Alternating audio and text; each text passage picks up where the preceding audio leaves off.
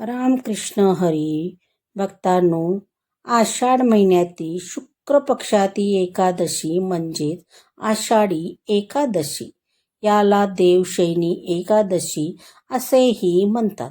या पवित्र दिवशी अवघा पंढरी विठ्ठलमय होऊन जाते.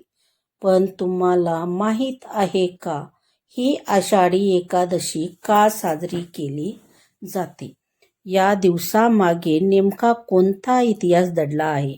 आजच्या या विशेष व्हिडिओमध्ये आपण दोन अत्यंत अद्भुत आणि पौराणिक कथा जाणून घेणार आहोत, ज्या ऐकल्याशिवाय एकादशीचे व्रत पूर्ण मानले जात नाही. व्हिडिओ शेवटपर्यंत नक्की पहा. कमेंटमध्ये जय हरी विठ्ठल लिहायला विसरू नका आणि संतगाथा चॅनलला सबस्क्राईबर करा. पुराणातील पहिल्या कथेनुसार सत्ययुगात मधुमान नावाचा एक महाभयंकर राक्षस होता. त्याने भगवान शंकराची कठोर तपस्या करून एक अद्भुत वरदान मिळवले. त्याने मागितले की मला जगातील कोणत्याही पुरुषाकडून, प्राण्याकडून किंवा देवाकडून मरण येऊ नये. माझे मरण फक्त एका स्त्रीच्या हातानेच व्हावे. वरदान मिळताच मधुमान माजला. त्याने स्वर्गलोक, पृथ्वीलोक आणि पाताळावर ताबा मिळवला. सर्व देवी देवतांचा पराभव करून त्याने देवांना पळवून लावले. भगवान विष्णू आणि ब्रह्मा देव सुद्धा त्याच्या शक्तीसमोर हताश झाले.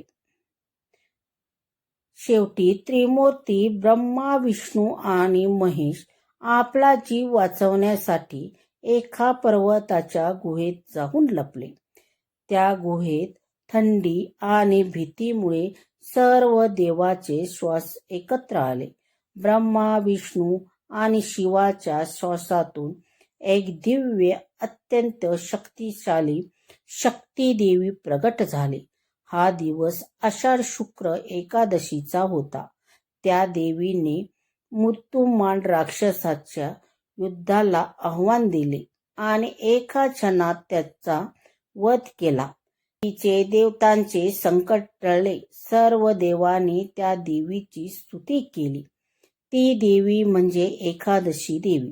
प्रसन्न होऊन देवीने वरदान दिले की जो कोणी आजच्या दिवशी म्हणजे आषाढ एकादशीला माझे व्रत करेल, त्याचे सर्व पाप नष्ट होऊन आणि त्यांच्या सर्व मनोकामना पूर्ण होतील. म्हणूनच या दिवसापासून एकादशीच्या उपवासाची परंपरा सुरू झाली. आता वळूया दुसऱ्या पौराणिक कथेकडे, जी राजा मंदाताची आहे.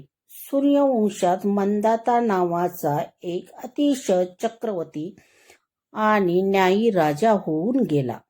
तो आपल्या प्रजेची पोटाच्या मुलाप्रमाणे काळजी घ्यायचा. पण एकदा त्यांच्या राज्यात सलग 3 वर्ष भीषण दुष्काळ पडला. विहिरी, नद्या कोरड्या पडल्या.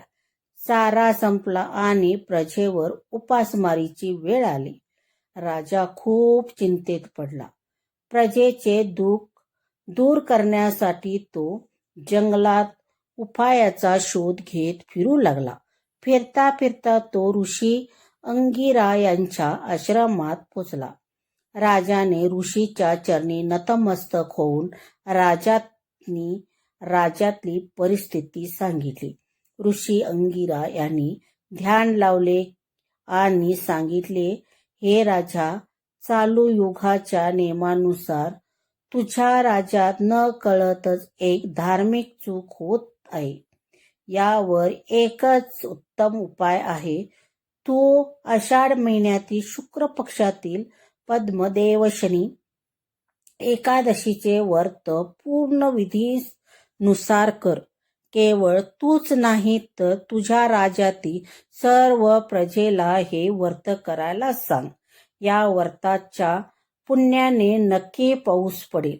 ऋषीच्या सांगण्यावरून राजा मंदाता आपल्या राज्यात परतला.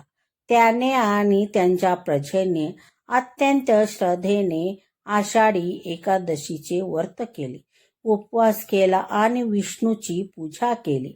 या व्रताचा प्रभाव इतका चमत्कारी होता की काही वेळातच राज्यात मुसळधार पाऊस पडला.